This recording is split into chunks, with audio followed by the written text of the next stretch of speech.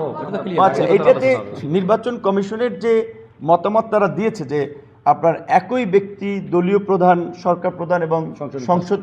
নেতা হতে পারবে না, এই বিষয়ে আমরা একমত, এবং এটা আমাদের একটা দলীয় পজিশন 2021 সাল থেকে ওই জায়গায় আমরা একমত দিছি, যেই কারণে আর কি ওইটা আনি নাই। আর যেহেতু আপনার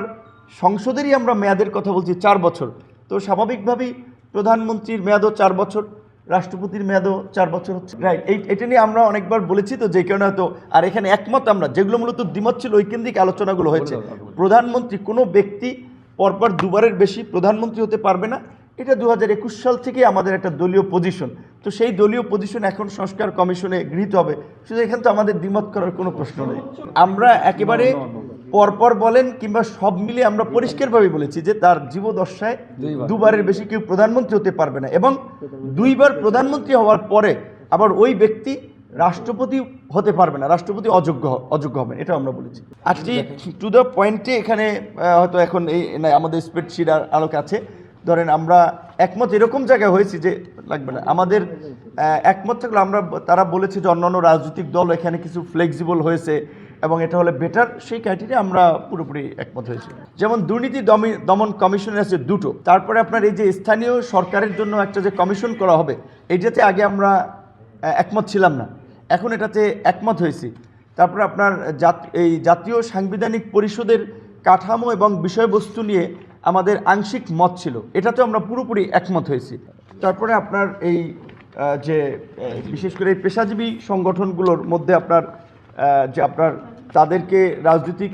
লেজুর ভিত্তি থেকে নিবৃত্ত করার জন্য ওই জায়গায় আমরা যেটাতে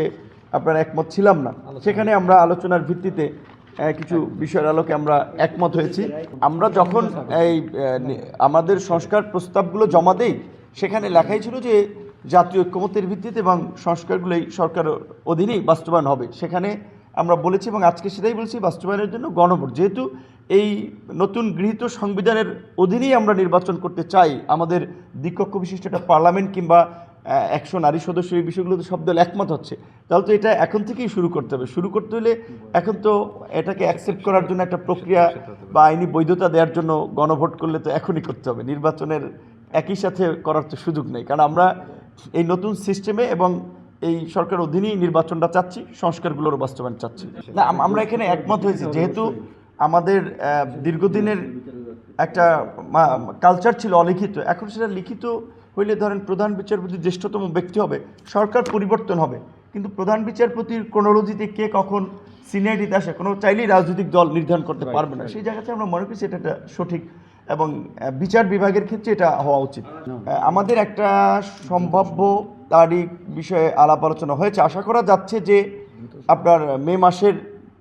মধ্যে আমরা একটা এই কমিশন একটা ঐক্যমতে পৌঁছাতে পারবে, এবং ঐক্যমতে সবার সাথে যেখানে দ্বিমত বা দ্বিমত শেষেও যতটুকু ঐক্যমতে পৌঁছানো যায়, সেটা যদি মে মাসের মধ্যে শেষ করা যায়, তাহলে তো